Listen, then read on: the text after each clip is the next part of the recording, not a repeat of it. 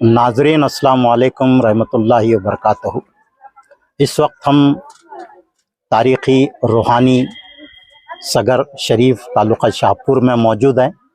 यहाँ पर पूरे सगर के दरगाह हज़रत सूफ़ी सरमस्त रहमतुल्लाह अलैह के बिला लिहाज मज़हब व मिल्लत अक़ीदतमंदान मौजूद हैं और बिरादरान अहले हदीस भी इस वक्त यहाँ पर मौजूद हैं।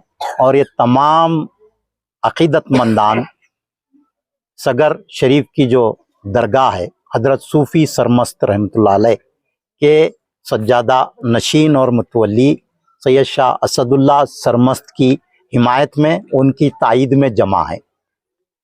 पिछले 2-3 सालों से ऐसा हो रहा है कि कर्नाटका स्टेट वक्फ बोर्ड की जानिब से सैयद मुजीबुद्दीन सरमस्त को मुतवल्ली नामज़द किया गया और कर्नाटक स्टेट वक्फ बोर्ड ने तमाम ख़वानीन को बालाए ताख रखकर, तमाम ख़वानीन को पसे पुश्त रखकर मुजीबुद्दीन सरमस्त को मुतवल्ली अपॉइंट किया। हालांकि ये जो सगर शरीफ की दरगाह है, ये दक्कन की सबसे पहली दरगाह है। हज़रत सूफ़ी सरमस्त रहमतुल्लाह अलैह सबसे पहले दक्कन आने वालों में है और कर्नाटक स्टेट वक्फ बोर्ड को चाहिए कि इस अजीम बारगाह में जो मौरूसी सज्जादगी चली आ रही है उसको देखना चाहिए था। सारा रिकॉर्ड मौजूद है, सारे दस्तावेज़ात मौजूद हैं, उसके बावजूद सैयद मुजीबुद्दीन सरमस्त को मुतवल्ली मुंतखब किया जाता है। मुझे और पूरे गुलबर्गा, यादगीर, रायचूर अजला के पूरे हज़रत सूफ़ी सरमस्त के अक़ीदतमंदान कर्नाटक स्टेट वक्फ बोर्ड के मुअज़्ज़ज़ मेंबरान से ये जानना चाहते हैं कि कर्नाटक स्टेट वक्फ बोर्ड को सिर्फ मुजीबुद्दीन सरमस्त के ख़ानदान से इतनी दिलचस्पी क्यों है। मुजीबुद्दीन सरमस्त को कर्नाटक स्टेट वक्फ बोर्ड मुतवल्ली बनाता है, उनके भाई को गुलबर्गा ज़िला वक्फ मशावरती कमेटी का चेयरमैन बनाता है, फिर उनके वालिद मोहतरम नजमुल हुदा सरमस्त को मदीना वक्फ काउंसिल का एडमिनिस्ट्रेटर बनाता है। तो एक ही ख़ानदान के 3 अफराद को ओहदे दिए जाते हैं। किस उसूल पर, किस बुनियाद पर ये ओहदे दिए गए हैं? कर्नाटक स्टेट वक्फ बोर्ड के मुअज़्ज़ज़ मेंबरान और चेयरमैन मोहतरम शफी सादी से कर्नाटक के पूरे मुसलमान इस सवाल का जवाब चाहते हैं। और मोहतरम शफी सादी साहब ने हाल ही में उनके ऊपर जो इल्ज़ामात आयद किए गए बदउनवानियों के और बहुत सारे इल्ज़ामात उन पर आयद किए गए, तो उन्होंने ये सोशल मीडिया में बयान दिया कि ये सारे इल्ज़ामात गलत हैं, जो सच है, जो हक़ है वो उसके साथ है। तो मैं उनको दावत देता हूँ कि वो सगर शरीफ खुद आएँ और कर्नाटक स्टेट वक्फ बोर्ड के तमाम मेंबरान, डॉक्यूमेंट्स मत देखिए आप, हालांकि हमारे पूरे डॉक्यूमेंट्स सही हैं, 800 साल का रिकॉर्ड मौजूद है, लेकिन आप खुद सगर आकर आप तहकीकात कीजिए। आप पूछिए कि यहाँ मौरूसी सज्जादगी कब से चली आ रही है, कौन सज्जादा नशीन है, जिनको आपने मुतवल्ली नॉमिनेट किया उनके वालिद खुद हयात हैं, वो सज्जादा नहीं, तो फिर ये कैसे सज्जादा बन सकते हैं? क्या उनके खानदान में कोई सज्जादा, कोई मुतवल्ली हुआ है? आप पूछिए, यहाँ सगर आकर, शाहपुर आकर पूछिए, गोगी जाकर पूछिए, तिम्मापुर जाकर पूछिए, शोरापुर जाकर पूछिए, यादगीर जाकर पूछिए, बल्कि गुलबर्गा जाकर पूछिए हर पद से, क्या कोई मुजीबुद्दीन सरमस्त के खानदान में कोई सज्जादा मुतवल्ली हुआ है क्या? यहाँ पर 800 साल का रिकॉर्ड मौजूद है। असदुल्लाह सरमस्त के भाई सज्जादा नशीन हुए, मुतवल्ली हुए, कर्नाटक स्टेट वक्फ बोर्ड ने उन्हें बाज़ाब्ता लॉ कमेटी से उनको मुतवल्लीशिप मंजूर की गई, उसका रिकॉर्ड खुद वक्फ बोर्ड में मौजूद है। हामिद पाशा सरमस्त ने भी दावा किया था सज्जादगी का, लेकिन कर्नाटक हाई कोर्ट में भी उनका दावा खारिज हो गया और वक्फ बोर्ड की लॉ कमेटी में भी उनका दावा खारिज हुआ। लॉ कमेटी ने रिकॉर्ड की बुनियाद पर सैयद शाह अताउल्लाह सरमत सानी तबरेज बाबा को मुतवल्ली डिक्लेयर किया। रिकॉर्ड मौजूद है, आप निकाल कर वक्फ कमेटी का रिकॉर्ड देखिए, आप हमारा रिकॉर्ड मत देखिए। मैं तमाम मुअज़्ज़िज़ मेंबरान कर्नाटक स्टेट वक्फ बोर्ड से गुजारिश करता हूं कि आप रिकॉर्ड को सवाल था जी सुनने में ये भी आया था कि असद साहब का जो क्लाइम है वक्फ बोर्ड और कोर्ट में दोनों जगह पर रिजेक्ट हुआ है। क्या आपके घर से और भी कोई दावेदार है? सुनने में तो आपका भी नाम आगे आया था। सुनिए वही मैं वो कहाँ तक सच है? वही बात बता रहा हूँ कि असदुल्ला, मैं बता रहा हूँ कि तबरेज बाबा अताउल्लाह सरमस्त के इंतकाल के बाद असदुल्ला सरमस्त को सज्जादा नशीन मुतवल्ली किसने डिक्लेयर किया? इसी नजमुल हुदा सरमस्त ने डिक्लेयर किया ना। और मुजीबुद्दीन सरमस्त ने इनका ऐलान सज्जादगी दरगाह में पढ़कर सुनाया। सुनिए आपका नाम भी सुनिए, आप पहले पूरी बात, मेरा नाम बाद में आएगा। मैं ये कर्नाटक स्टेट वक्फ बोर्ड के मुअज़्ज़िज़ मेंबरान से और तमाम अकीदतमंदान जानते हैं कि अताउल्लाह सरमस्त तबरेज बाबा के इंतकाल के बाद ऐलान सज्जादगी किसने पढ़कर सुनाया? मुजीबुद्दीन सरमस्त ने सुनाया। यहाँ उनके इंतकाल के बाद जब जुलूस जनाजा निकाला जा रहा था तो नजमुल हुदा सरमस्त साहब ने खड़े होकर ऐलान किया कि असद बाबा ही मुतवल्ली होंगे, सज्जादा होंगे। फिर ये लोग कैसा इनके खिलाफ दावा दाखिल किए, ये समझने की जरूरत है। आपने कहा कि मैंने कभी भी सज्जादगी का दावा नहीं किया, हालांकि मैं नोटिफाइड मुतवल्ली का बेटा इस वक्त हयात हूँ। कर्नाटक स्टेट वक्फ बोर्ड का गजट नोटिफिकेशन उठाकर देखिए, उसमें अताउल्लाह सरमस्त जो मेरे वालिद बुजुर्गवार हैं और असदुल्लाह बाबा के दादा होते हैं, उनका नाम मौजूद है। मैं उनका बेटा हूँ, मैं इनका सगा तबरेज बाबा का और असद बाबा का सगा चाचा हूँ। मैंने कोई दावा नहीं किया, तो ये नजमुल हुदा सरमस्त या मुजीबुद्दीन सरमस्त कौन होते हैं दावा करने के लिए? और शिजरे से भी अगर देखा जाए तो शाखे दुवम से आते हैं ये लोग, शाखे दुवम से आते हैं। जैसा कि मैंने पहले कहा कि इनके वालिद खुद हयात हैं, जब वो सज्जादा नहीं तो फिर ये कैसे सज्जादे हो सकते हैं? सेकेंड ब्रांच शाखे दुवम से ये आ रहे हैं और इनकी पूरी शाख में कोई भी सज्जादा मुतवल्ली आज तक नहीं हुआ। अलबत्ता एक साहब ने दावा किया था मुतवल्लीशिप का, हामिद पाशा सरमस्त ने। उनको कर्नाटका हाई कोर्ट में, तमाम डिस्ट्रिक्ट कोर्ट्स में, तालुका कोर्ट्स में नाकामी हुई और कर्नाटक हाई कोर्ट ने ये बाज़ाब्ता जजमेंट दिया है कि अताउल्लाह सरमस्त, सिराजुद्दीन सरमस्त, मोरूसी सज्जादगी लोगों की है, इन्हीं के खानदान से सज्जादा होना चाहिए। अब रही बात इनकी जो दरखास्त रिजेक्ट करवाई गई, किस बुनियाद पर करवाई? इन्होंने जब मुतवल्लीशिप की दरखास्त कर्नाटक स्टेट वक्फ बोर्ड को पेश की, उस वक्त मैं खुद उस वक्त के चेयरमैन जनाब मरहूम मोहम्मद यूसुफ साहब से मैंने मुलाकात की थी। उन्होंने खुद फाइल पर लिखा कि इनको सज्जादा नशीनी दी जानी चाहिए, इनको मुतवल्लीशिप मंजूर की जानी चाहिए। लेकिन बाद में इनकी फाइल रिजेक्ट कराई गई और इल्जाम लगाया गया कि ये सजा याफ्ता मुजरिम है। लेकिन कोई रिकॉर्ड जजमेंट ही पेश नहीं किया, सिर्फ चार्जशीट पेश की गई इनके खिलाफ, जो एक क्रिमिनल मुकदमे में इनको फंसाया गया था और उस फैसला इनके हक में एक्विटेड हो गया, ये बरी हो गए। जब कोई आदमी बरी हो गया तो आप चार्जशीट की बुनियाद पर कैसा उसको मुल्जिम या मुजरिम करार दे सकते हैं? मैं ये जानना चाहता हूँ, कर्नाटक स्टेट वक्फ बोर्ड के मेंबरान को ये जवाब देना चाहिए कि जो शख्स मुकदमे से बरी हो गया उसको आप कैसा कानून के तहत उसकी दरखास्त को रिजेक्ट करते हैं? और इनके खिलाफ एक इंक्वायरी बिठाई गई एक साजिश के तहत, उस इंक्वायरी में भी कोई चीज साबित नहीं हुई और उन्होंने कोई डॉक्यूमेंट्स, मुजीबुद्दीन सरमस्त ने उस इंक्वायरी में, या फिर मैं ये जानना चाहता हूँ उन्होंने क्या डॉक्यूमेंट्स पेश किए जिसकी बुनियाद पर उनको मुतवल्लीशिप अलाट की गई, मंजूर की गई?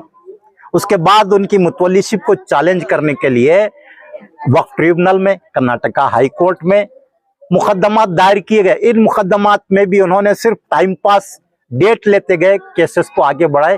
कोई रिकॉर्ड उन्होंने अपने जवाब में पेश नहीं किया गया कि वो कहीं से मुतवल्ली साबित हो सकते हैं, उनके वालिद, उनके दादा, उनके परदादा कोई मुतवल्ली रहे हैं क्या?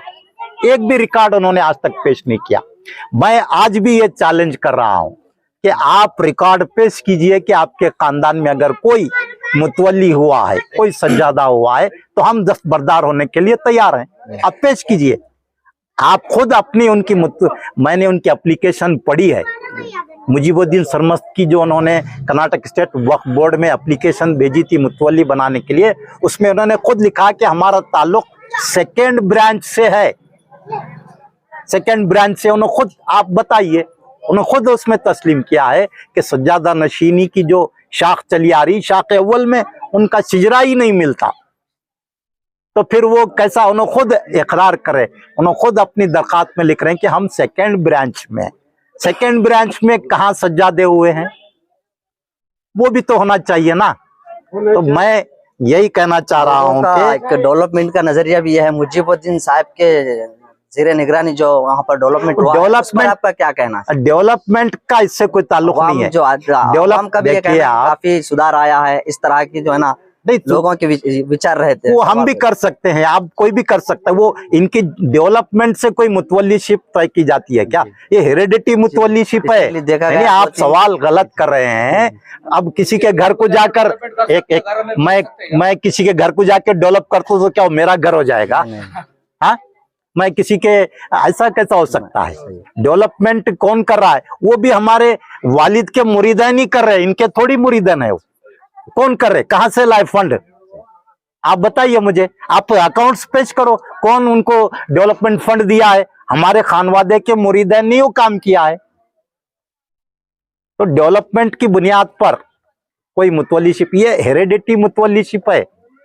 कर्नाटक स्टेट वक्फ बोर्ड को कोई राइट नहीं है कि वो हेरिडिटी मुतवल्लीशिप। और एक बात मैं कर्नाटक स्टेट वक्फ बोर्ड के मुअज़्ज़िज़ मेंबरान से पूछना चाहता हूं कि गुलबर्गा हाई कोर्ट ने कर्नाटक स्टेट वक्फ बोर्ड का जो ऑर्डर दिया गया था मुतवल्लीशिप का मुजीबुद्दीन के हक में, उस पे स्टे किया।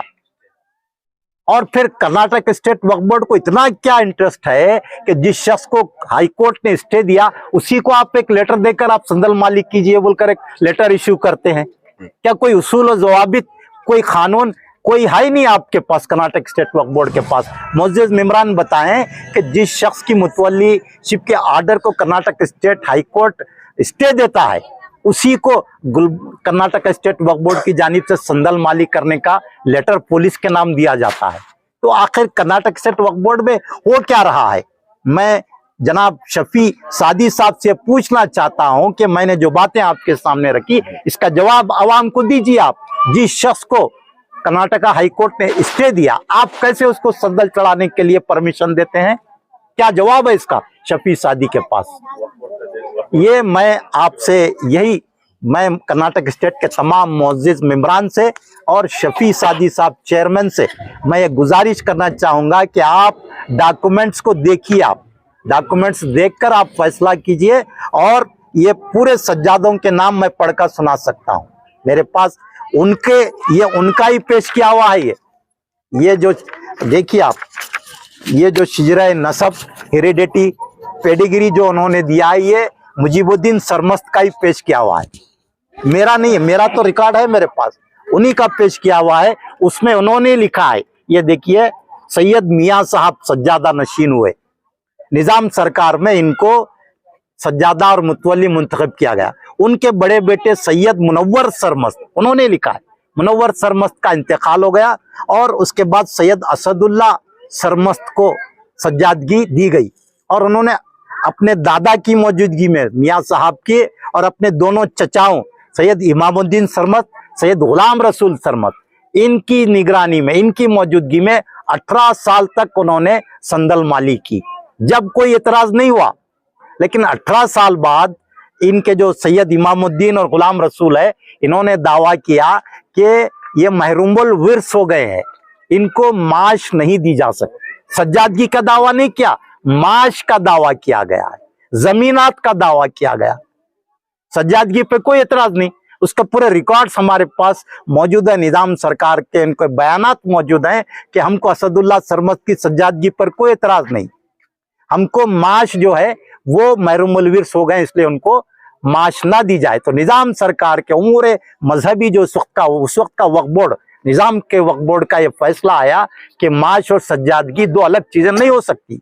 माश चूंकि मशरतुल खिदमत है, शर्त है खिदमत, तो इसीलिए मुतवल्लीशिप और सज्जादगी और माश इन्हीं के नाम से दी जाएगी। अब इनके खानदान में ये लोग आकर आज दावा कर रहे हैं कि हम सज्जादा हैं। अरे तुम्हारे बाप दादा तो सज्जादी का दावा ही नहीं करे, रिकॉर्ड ही नहीं है। तुम तो माश पूछे, तुम जमीनात पूछे, फिर आज सज्जादगी का दावा किस तरह कर रहे हैं? तो ये सारे हकायक को समझने की जरूरत है। मैं और पूरा ये हैदराबाद कर्नाटक का पूरा इलाका असदुल्ला सरमत, उनके भाई, उनके वालिद गयासुद्दीन सरमत और उनके दादा अताउल्लाह सरमत के चाहने वाले हैं, उनके मुतक़दीन हैं। और कर्नाटक स्टेट वक्फ बोर्ड से ये पूरे लोग अवाम सख्त नाराज हैं। इनकी नाराजगी को देखने के लिए आप आइए, आप जमीनी हकायक को जानिए और आकर देखिए, डॉक्यूमेंट्स की बुनियाद पर आप फैसला कीजिए। इसके बावजूद भी अगर वही मनमानी की जाती है, दोबारा उन्हीं को मुतवल्ली मुकर्रर किया जाता है, तो हम इंसाफ की लड़ाई जारी रखेंगे, हक की लड़ाई हम जारी रखेंगे। हम बराबर, ये हमारा मौरूसी हक है। और तमाम अकीदतमंदान किसको चाहते हैं, ये बहुत जरूरी है। बिला वजह के झूठे इल्जामात लगाकर और लोगों को गुमराह करके, कर्नाटक स्टेट वक्फ बोर्ड के चेयरमैन और मेंबरान को गुमराह करके आप कब तक मुतवल्लीशिप के ऑर्डर लेते रहेंगे? कब तक डिस्ट्रिक्ट वक्फ कमेटी, एडवाइजरी कमेटी कब तक गुमराही में आती रहेगी? हकायक तो एक दिन सामने आएंगे। तो इससे अच्छा है कि सही फैसला किया जाए और फिर वही गलती ना दोहराई जाए जो पिछली बार हुई थी। असदुल्ला सरमस्त को अगर उनके ऊपर कुछ इल्जामात हैं तो उनके खानवादे में बहुत सारे और लोग मौजूद हैं। मौरूसी सज्जादगी में उसी खानदान के फर्द को मुतवल्ली बनाया जाना चाहिए। अगर आपको उन पर एतराज है तो उनके और भी अफराद खानदान है, जबकि पूरे अफराद खानदान उनकी ताईद में है, वो किसी ने दावा नहीं किया है। तो इसका हम मौरूसी सज्जादगी है ये, इसमें कर्नाटक स्टेट वक्फ बोर्ड को बहुत सोच समझकर फैसला करना चाहिए, रिकॉर्ड्स की बुनियाद पर फैसला करना चाहिए।